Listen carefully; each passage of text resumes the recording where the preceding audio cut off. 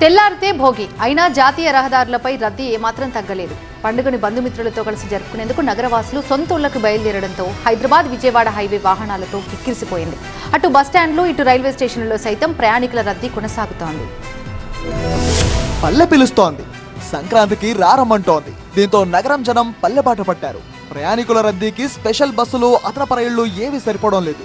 సందెట్లో సెడేమియాల్లా జనం జేబులు ఖాళీ చేస్తున్నాయి ప్రైవేట్ ట్రావెల్స్.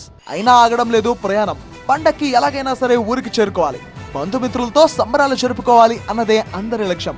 సకుటుంబ సమేతంగా సొంత వాహనాల్లో ఊరిబాట పట్టారు లక్షలాది మంది జనం.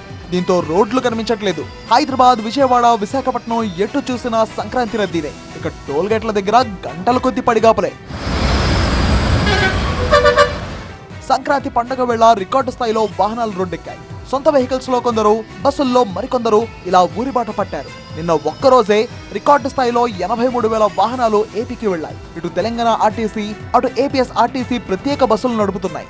తెలంగాణ ఆర్టీసీ 6,000 ప్రత్యేక బస్సులు నడుపుతుండగా ఏపీఎస్ ఆర్టీసీ 7,500 ప్రత్యేక సర్వీసులు రన్ చేస్తోంది. ప్రయాణికుల రద్దీకి ఇవి ఏమాత్రం సరిపోవడం లేదు. దీంతో ప్రైవేట్ ట్రావెల్స్ లో సొంత వాహనాల్లో ప్రయాణమవుతున్నారు జనం. హైదరాబాద్, విజయవాడ జాతీయ రహదారిపై వాహనాల రద్దీ కొనసాగుతోంది. పెద్ద సంఖ్యలో వస్తున్న వాహనాలతో చౌటుప్పల్ మండలంలోని పంతంగి టోల్ ప్లాజా దగ్గర ట్రాఫిక్ భారీగా నిలిచిపోయింది. దీంతో ఏపీ వైపు వెళ్లే వాహనాలను 12 గేట్ల ద్వారా టోల్ ప్లాజా సిబ్బంది పంపిస్తున్నారు.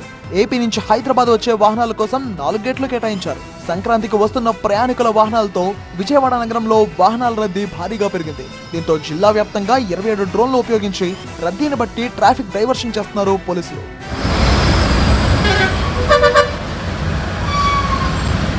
ఏపీ వైపు వెళ్తున్న రైళ్లు కిక్కిరిసిపోయాయి. సికింద్రాబాద్, కాచిగూడ, చర్లపల్లి రైల్వే స్టేషన్లు ప్రయాణికులతో కిటకిటలాడుతున్నాయి. రైళ్లలో రిజర్వేషన్ దొరక్కపోవడం, ప్రైవేట్ బస్సుల్లో ఛార్జీలు భారీగా ఉండడంతో కొంతమంది బైకులు, కార్లలో ఊరిబాట పట్టారు.